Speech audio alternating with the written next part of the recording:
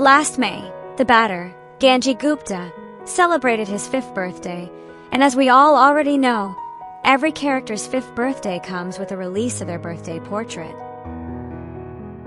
Now, what makes Ganji's portrait intriguing is that his shadow appears deformed. The shadow in the portrait does not look like him, and instead, it looks like some kind of flame. This has led many fans to speculate. Could Ganji receive an ID switch? Because from what we've seen before, several characters with deformed shadows in their portraits eventually received an ID switch in the game. We can see examples of this with Norton Campbell, Mike Morton, and Joker. All of their birthday portraits feature deformed shadows, and they later ended up receiving ID switches. So could Ganji be next? Well, that's exactly what we're going to discuss today, guys.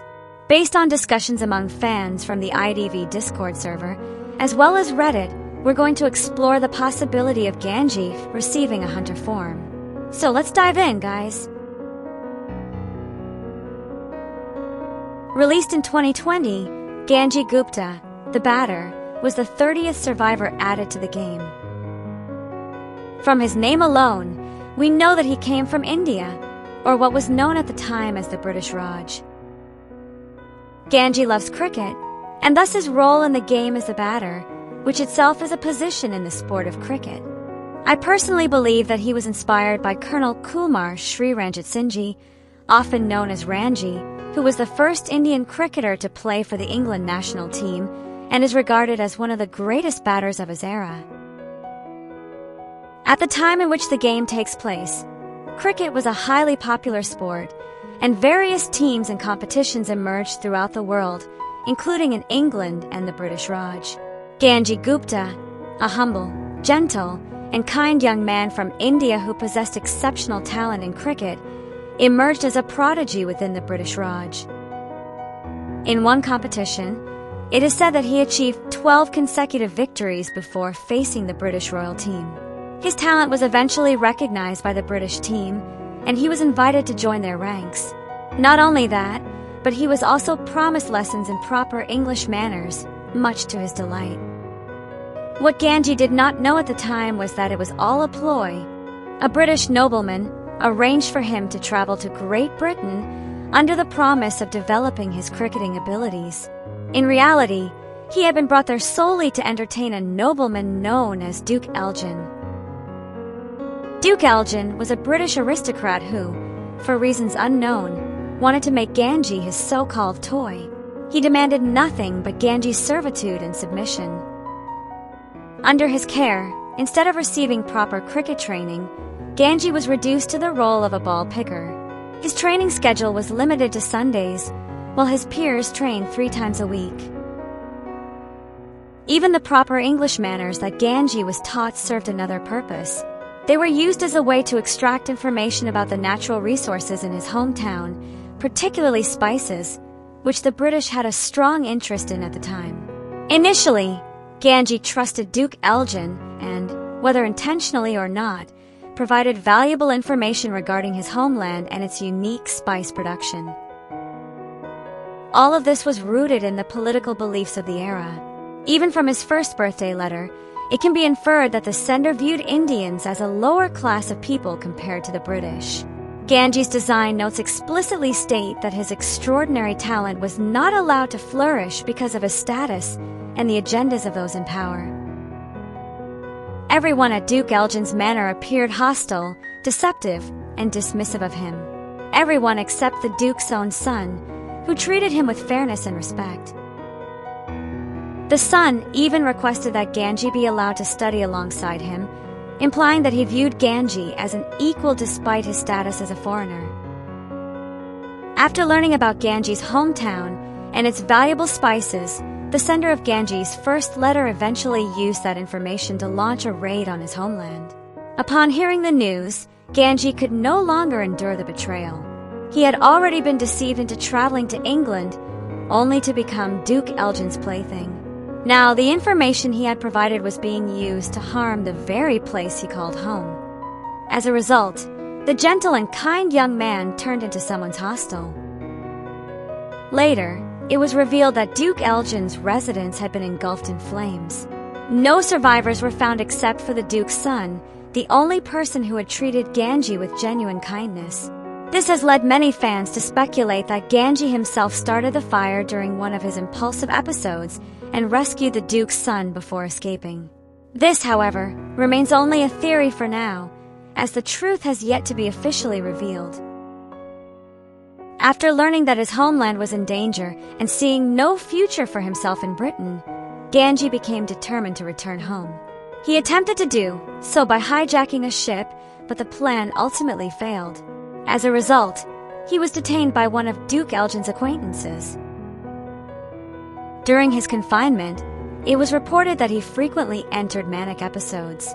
Every night, he would either slam his head against the wall or attempt to snatch a candle from a steward passing by his holding room. It became apparent that from this, Ganji harbored an unusual hatred or fear of fire. His second letter would later reveal that Ganji suffered from impulsive disorder during periods of depression or anxiety, as well as an extreme case of homesickness. One day, Ganji escaped from captivity and, with no way of returning to his homeland, went into hiding. Sometime later, he would eventually arrive at Oletus Manor, perhaps in search of a way to finally return home. As for his time in the Manor game, Ganji was placed alongside Aesop Carl and Lester and Victor Grants in a peculiar game that allowed its participants to communicate only through written messages. Ganji was viewed as eccentric by the other participants and regarded him warily, mainly because his behavior reminded her of her childhood trauma. Victor's letters implicitly suggested that Ganji reminded him of the gang leader he had been involved with before arriving at the manor. Meanwhile, Aesop's primary focus was Victor, as he believed Victor was the one most capable of understanding him. At one point, and was exploring the manor at night while carrying a lantern. The bright firelight triggered Ganji's hysteria and caused him to enter a manic episode. This startled, and as well as Victor and Aesop. Together, they subdued Ganji and confined him in a pitch-dark room where he eventually calmed down. When he woke up and realized what had happened, he became even more suspicious and distrustful of the others. Later, and sent him an invitation to form an alliance, though she had her own agenda in doing so. The manor intercepted her notes and slightly altered their wording before they reached Ganji. As a result, Ganji, who already distrusted the other participants, became suspicious of N's offer and ultimately viewed it as a trap. He pretended to accept the invitation while secretly planning to eliminate N at a later opportunity. One thing led to another, and N and Ganji eventually came into conflict. During their clash, a fire broke out, and managed to escape and inform Aesop and Victor about the situation. Ganji, who had initially suppressed his trauma through the use of drugs, began to suffer another hysterical episode once the effects wore off. Together, N and Aesop eventually subdued Ganji once again and eliminated him from the game, and would later be eliminated by Aesop as well, while Victor chose to perish in the flames. And that marks the end of Ganji's story, at least for now. But what about a possible hunter form? Could Ganji receive an ID switch? And if so, how and why? After learning about his backstory, as well as his birthday portrait, it is quite understandable why many fans believe that Ganji could one day receive an ID switch. There are several reasons that support this idea. The first and perhaps strongest piece of evidence is his 5th birthday portrait. As I mentioned earlier, 5th birthday portraits often provide clues about whether a character will eventually receive an ID switch. In cases where a character does receive one, the portrait often features a deformed shadow rather than a normal reflection of the character themselves. Joker's birthday portrait featured a shadow resembling a smiling clown, which later turned out to be his hunter form. The same can be said for Norton, Lucino, Melly, and Mike. There are also several other characters whose birthday portraits contain deformed shadows, and many fans speculate that they may receive ID switches in the future as well. While we will ultimately have to wait and see how things unfold, the key thing here is that characters with deformed shadows in their 5th birthday portraits are very likely, if not almost guaranteed, to receive an ID switch eventually. The second reason lies within Ganji's lore itself. Ganji's tragic backstory shaped his behavior during the Manor game, and that behavior was concerning to and Invictor, and perhaps even to Aesop as well. It is also widely known that hunters in Identity 5 can be born from hallucinations caused by the drugs administered during the games, as seen in Closing Night. In Ganji's game, both and Ganji showed reactions to the medicine provided by the Manor. This raises the possibility that either of them could have hallucinated the others as something terrifying, or in other words, as hunters. Many fans have speculated that Ganji's hunter form may exist because and hallucinated him as one. Throughout the game, and was administered experimental medicine by the Manor staff and displayed noticeable reactions to it. This has made some people believe that and may have perceived Ganji as a monstrous figure, resulting in his potential hunter form.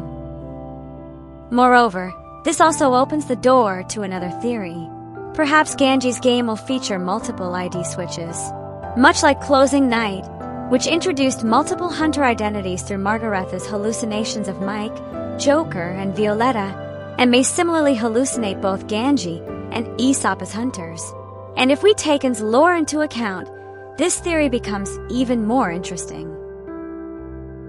During her childhood, Anne suffered abuse at the hands of her father and later became the victim of deception by her fiancé. As one lore enthusiast whose opinion I reference pointed out, perhaps Anne sees both Ganji and Aesop as manifestations of the people who caused her trauma. In that sense, her hallucinations could transform them into frightening figures that represent her fears and painful memories. The theory doesn't stop there. Since Ganji was also exposed to the medicine and showed reactions to it, there is a possibility that we could receive Anne's hunter form in the future as well. Since Ganji eventually clashed with, and while under the effects of the drugs, perhaps he too perceived Anne as something other than herself. Furthermore, Anne receiving an ID switch has been speculated for quite some time. One of the main reasons comes from her design poster, which contains a Chinese label that translates to hunter in English. This label has certainly fueled discussion within the community for years, even if it cannot be taken as a definitive proof, but more like speculations. Still, if all of these theories turn out to be true, then Ganji's game may introduce more than just Ganji as a hunter. Like, who knows? We could potentially see hunter forms for Anne and Aesop as well. Of course, all of this remains speculation for now rather than confirmed fact, and in the end, we'll simply have to wait and see what the devs decides to do with these characters. So guys, that's all from me today.